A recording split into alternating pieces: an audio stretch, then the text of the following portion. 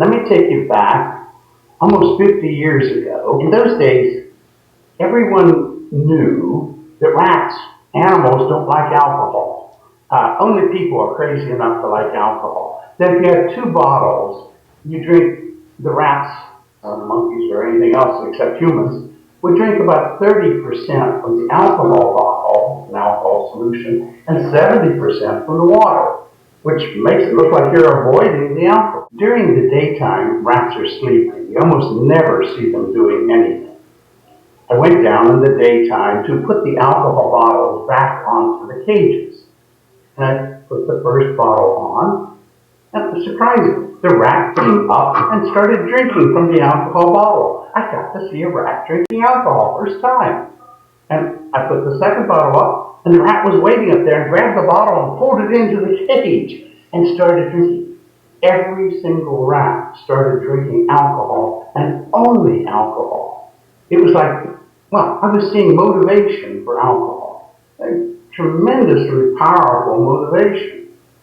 But why?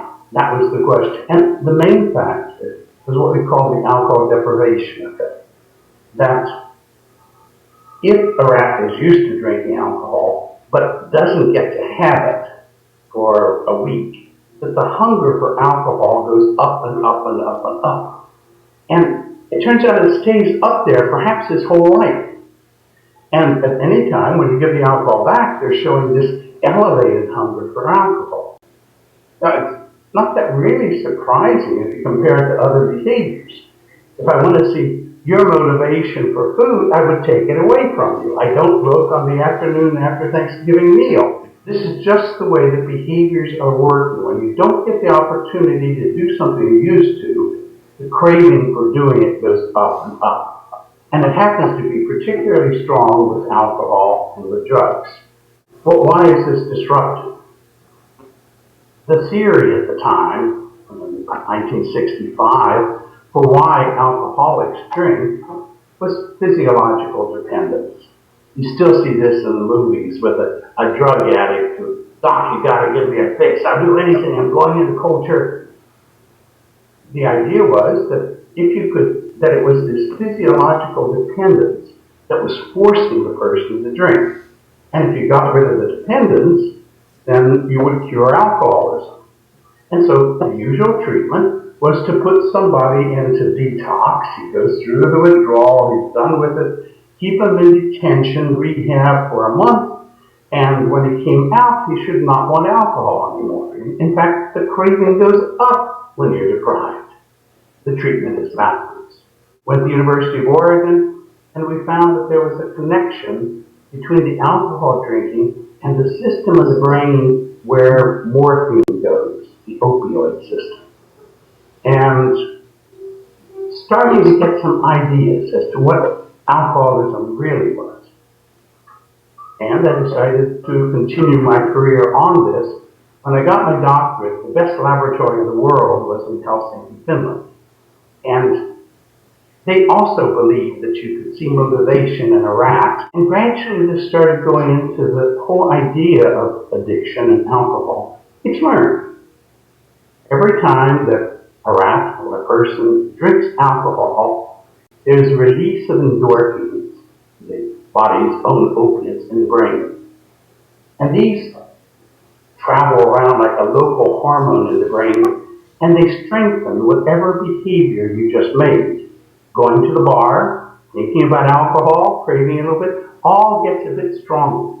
So the next time you're in that situation, you want a little bit more alcohol. And it happened at this time that Jack Fishman had discovered 7 drug medicines of opiate antagonists. The best known is naltrexone. And these fit into the receptors where morphine and endorphins go, like the wrong key in a lock. So as long as the naltrexone is in there, morphine just bounces off. Endorphins bounce off, and you don't get the reinforcement.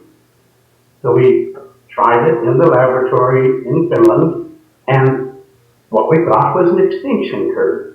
That each day that they were doing this, the interest in the alcohol went down by about 5 days, the rats weren't bothering to come running up, even if they were deprived. They didn't care about alcohol. And then the idea came, why not do it with humans? These drugs are quite safe. They've been around for a long time. And so clinical trials were set up. Actually, the first ones are in America, University of Pennsylvania and Yale University. And what they found was these medicines do work for alcoholism. Moreover, our trial in Finland was showing that if you use it at the same time that you're drinking, then it works, because that causes extinction. But if you take it when you're not drinking, it doesn't do anything. In fact, it's worse than placebo. You have to use it the right way so that extinction can occur. The medicine was approved by the FDA in 1995, and in Finland, the set of clinics were set up, and it does work, not in every alcoholic. It turns out about 80% are getting their alcoholism from this opioidergic system. This sort of comes into the question of how to be disruptive. Most of the things that were good for me were types of freedoms. Like when Dr. Center let me do the study back there. One of the freedoms I have is freedom from common sense. Okay, it's a very valuable thing to have if you want to think out of the envelope.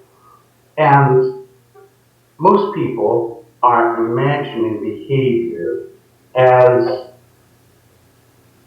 caused by pleasure. That you're up there, you're a little homunculus, thinking about what can I do that would give me pleasure? And then you choose to do that behavior that you know is going to cause you pleasure. Well, if that were true, number one, there isn't any such thing as extinctions. I mean, how do you remove the knowledge that alcohol is fun? Well, we have to imagine that our behavior at one level, at a very primitive level, is caused by neurons firing, simple pathways. Maybe there is a conscious thing up here at the top, which is considering pleasure. But down below is a primitive brain of drives. One of the most exciting things that was shown, CNN had an interview like this with one of the patients who had been involved in the naltrexone study in America. And this was maybe 9 years afterwards. And he was talking about how, he didn't think about alcohol anymore. Before the treatment, that was the main thing on his mind.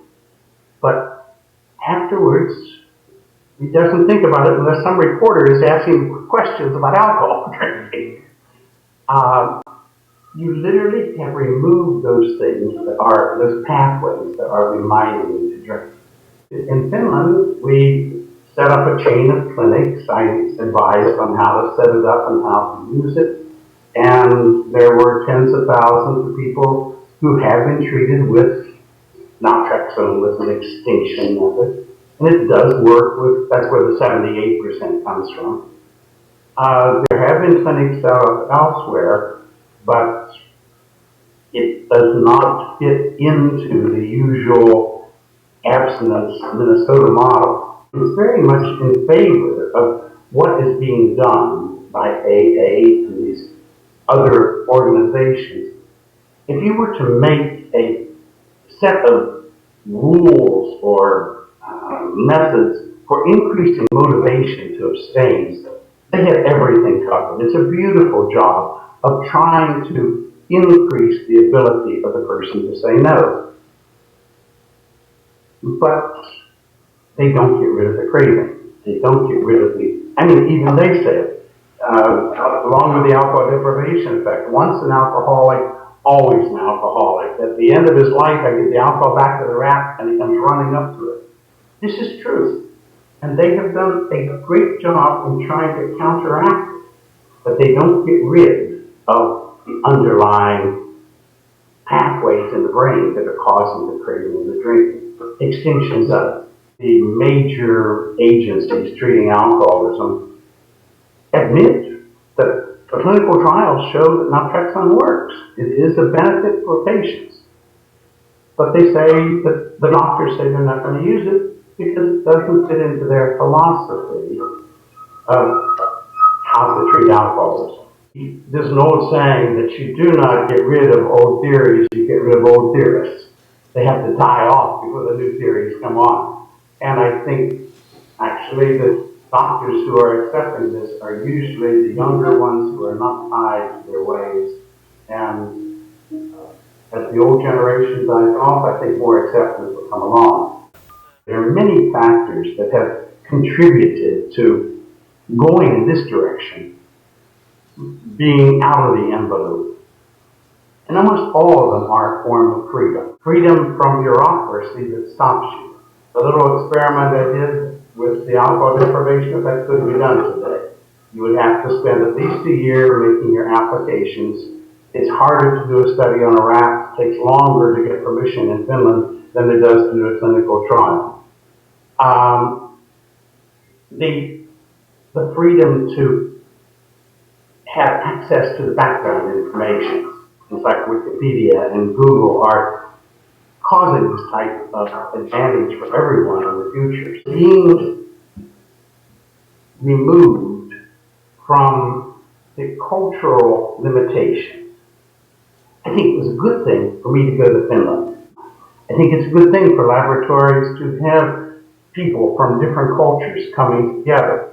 Another thing that is very important, and that is the sounding boards.